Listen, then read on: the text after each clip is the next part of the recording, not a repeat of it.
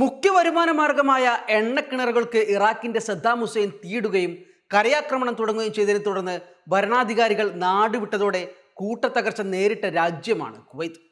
മലയാളികൾ ഉൾപ്പെടെ ഭീതിയോടെ മാത്രം ഓർക്കുന്ന ഗൾഫ് യുദ്ധത്തിലേക്ക് നയിച്ച അന്നത്തെ സംഭവങ്ങൾ നടന്ന് 3 പതിറ്റാണ്ട് പിന്നിടുമ്പോൾ കുവൈത്ത് ഇന്ന് ലോകത്തിലെ ഏറ്റവും മൂല്യമേറിയ കറൻസിയുടെ ഉടമയാവുകയും വികസനത്തിലേക്ക് കാലെടുത്ത് വെക്കുകയും ചെയ്ത രാജ്യമാവുകയും ചെയ്തു. 1991 ഫെബ്രുവരി 24 മുതൽ 28 വരെ നീണ്ടു നിൽക്കുന്ന 5 ദിവസത്തെ സൈനിക നടപടി കൊണ്ട് US-ൻ്റെയും അറബ് രാഷ്ട്രങ്ങളുടെയും നേതൃത്വത്തിലുള്ള അന്താരാഷ്ട്ര സഖ്യം കുവൈത്തിനെ മോചിപ്പിക്കുകയായിരുന്നു. കുവൈത്തിൻ്റെ മോചനവുമായി ബന്ധപ്പെട്ടാണ് രാജ്യം ഓരോ വർഷവും ദേശീയ ദിനമായി ആചരിക്കുന്നത്. ബ്രിട്ടീഷ് സാമ്രാജ്യത്തിൽ നിന്ന് മോചനം ലഭിച്ച ഷെയ്ഖ് അബ്ദുള്ള അൽ സലീം അൽ സബാഹ് കുവൈത്ത് രാജാവായി അവരോധിക്കപ്പെട്ടത് 1961 ജൂൺ 19 ആ സമയത്തെ അസഹനീയമായ ചൂടും അതേസമയം 1991 ഫെബ്രുവരി അവസാന വാരത്തിലെ രാജ്യത്തിൻ്റെ വിമോചനവും കൂടി പരിഗണിച്ചാണ് ഓരോ ഫെബ്രുവരി 25 കുവൈത്ത് ദേശീയ അല്ലെങ്കിൽ വിമോചന ദിനം ആഘോഷിക്കുന്നത്. ഇറാഖിൻ്റെ കുവൈത്ത് അധിനിവേശം. കുവൈത്തികൾ ഒരിക്കലും ഓർക്കാൻ ഇഷ്ടപ്പെടാത്ത ദിനരാത്രങ്ങളായിരുന്നു ചരിത്രത്തിൽ ഒരേ സമയം ഹീറോയും വില്ലനുമായ ഇറാഖ് ഭരണാധികാരിയായ സദ്ദാം ഹുസൈൻ്റെ കുവൈത്ത് അധിനിവേശം. തൻ്റെ ജീവിതത്തിലെ വലിയ തെറ്റായി സദ്ദാം തിരിച്ചറിഞ്ഞ നടപടി കൂടിയായിരുന്നു ഇത്. അതിന് ഇറാഖും സദ്ദാമും പിന്നീട് വലിയ വില കൊടുത്തു. കുവൈത്തിൽ ഉറങ്ങിയവർ പിന്നീട് ഇറാഖ് സംസ്ഥാനത്ത് ഉറക്കമുണർന്ന തരത്തിലുള്ള അധിനിവേശമായിരുന്നു അത്. 1990 ഓഗസ്റ്റ് 2 രാത്രിയാണ് ഇറാഖ് സൈന്യം കുവൈത്തിൽ കടന്നത്. 3 ലക്ഷത്തിലേറെ ഇറാഖ് സൈന്യമാണ് കൊച്ചു രാജ്യമായ കുവൈത്ത് കീഴടക്കിയത്. ഇന്ത്യയിലെ നാഗാലാൻഡിൻ്റെ വലിപ്പം മാത്രമുള്ള കുവൈത്തിൽ ഇപ്പോൾ 45 ലക്ഷം ജനസംഖ്യ മാത്രമാണുള്ളത്. കുവൈത്ത് തങ്ങളുടേതാണെന്ന് പ്രഖ്യാപിച്ച സദ്ദാം ഹുസൈൻ കുവൈത്തിനെ ഇറാഖിൻ്റെ 19ാമത് ഗവർണറേറ്റാക്കി അടക്കി ഭരിക്കാൻ തുടങ്ങി. കുവൈത്ത് അമീർ ഷെയ്ഖ് ജാബിർ അൽ അഹമ്മദ് അൽ സബാഹും കുടുംബവും ആ രാത്രി തന്നെ അവിടെ നിന്നും പലായനം ചെയ്തു. പിന്നീട് അദ്ദേഹം സൗദിയിൽ താമസിച്ച് നടത്തിയ നീക്കങ്ങളാണ് മലയാളികളെ അടക്കം ബാധിച്ച ഗൾഫ് യുദ്ധങ്ങൾക്കും കുവൈത്ത് മോചനത്തിനും ഇടയാക്കിയത്. മലയാളികൾ മറക്കില്ല ഗൾഫ് യുദ്ധം. ഇറാഖിൻ്റെ കുവൈത്ത് അധിനിവേശവും അതേ തുടർന്നുണ്ടായ സംഘർഷവും പിന്നീട് ഗൾഫ് യുദ്ധം എന്ന പേരിലാണ് അറിയപ്പെട്ടത്.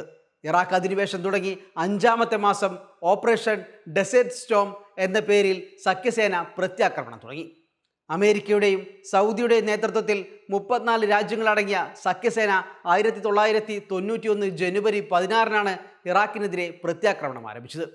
സൗദി അറേബ്യയിൽ നിന്നും പേർഷ്യൻ ഗൾഫിലെ US-ൻ്റെയും ബ്രിട്ടൻ്റെയും വിമാനവാഹിനി കപ്പലുകളിൽ നിന്നും പോർ വിമാനങ്ങൾ കുതിച്ചു പാഞ്ഞു. കൂട്ടാക്രമണങ്ങളെ പ്രതിരോധിക്കാൻ ഇറാഖിനായില്ല. ഫെബ്രുവരി 24 സഖ്യസേന കര ആക്രമണവും തുടങ്ങി.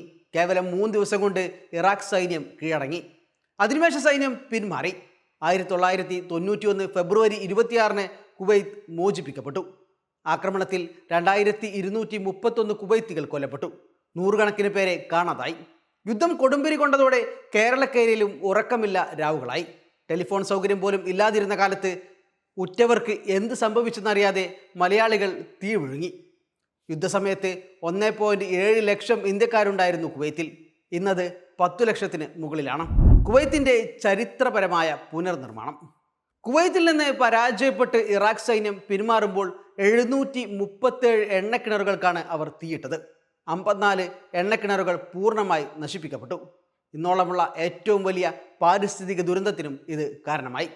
1991 ജനുവരിയിലും ഫെബ്രുവരിയിലുമാണ് എണ്ണക്കിണറുകൾക്ക് തീ പിടിപ്പിച്ചത്.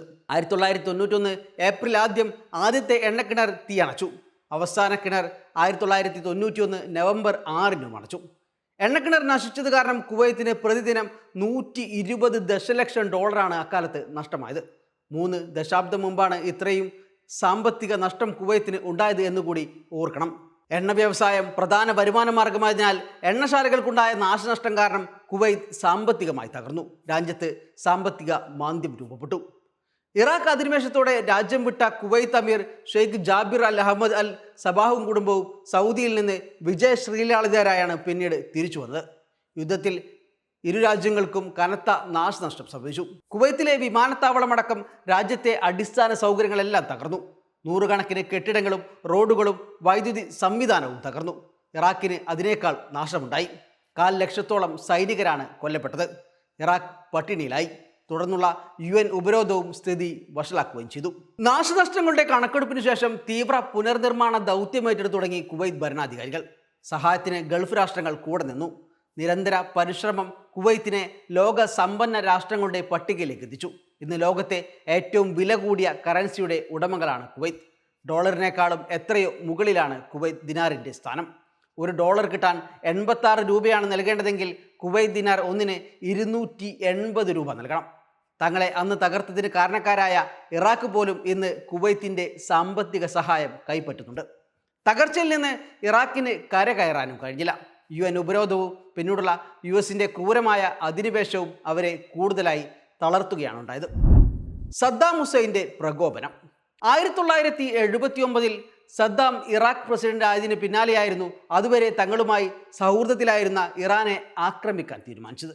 ഇറാനിലെ ഇസ്ലാമിക വിപ്ലവത്തെ തുടർന്നുണ്ടായ മാറ്റങ്ങൾ സദ്ദാം ഹുസൈൻ ഭയന്നു. ഇറാൻ തങ്ങളെ ആക്രമിച്ചേക്കുമെന്നും സദ്ദാം കണക്കുകൂട്ടി. ഇറാനെ പെട്ടെന്ന് കീഴടക്കാനാകുമെന്നാണ് സദ്ദാം കരുതിയതെങ്കിലും ഇറാൻ പ്രതിരോധിച്ചു നിന്നു. 8 വർഷത്തോളം നീണ്ടുനിന്ന യുദ്ധം US-ന്റെ ഇടപെടലോടെയാണ് നിലച്ചത്.